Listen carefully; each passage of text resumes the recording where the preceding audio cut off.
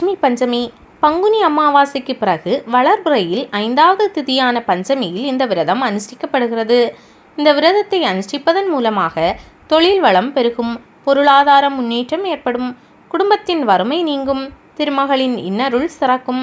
இது வெளிப்படையான பலன்கள்.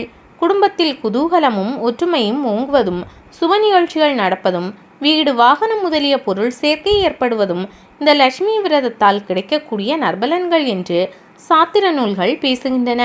ஒருவருக்கு திருமகள் அருள் இருக்கின்ற பொழுது அவனுக்கு செல்வமும் பதவியும் பட்டமும் தானே கூடும். அந்த திருமகள் அருள் கிடைக்காத பொழுது அவன் இருளில் தள்ளப்படுவான். மனதில் குழப்பமான எண்ணங்களே நிலவும். எதிலும் தெளிவில்லாமல் இருப்பான். தொட்ட காரியங்கள் துலங்காது. எனவே திருமகளை வணங்குவது மிக முக்கியம். அதனால்தான் வியாபார தலங்களில் லட்சுமி படம், லட்சுமி எந்திரங்களும் வைத்திருக்கிறார்கள். நிலைவாசலில் மஞ்சள் குங்குமம் வைத்து திருமகளை வரவேற்பதற்காக ஒரு விளக்கு ஏற்றி வைப்பதை முறையாக கொண்டிருக்கிறார்கள். அப்படிப்பட்ட திருமகளை விரதமிருந்து துதிப்பதுதான் இந்த லட்சுமி பஞ்சமியின் நோக்கம்.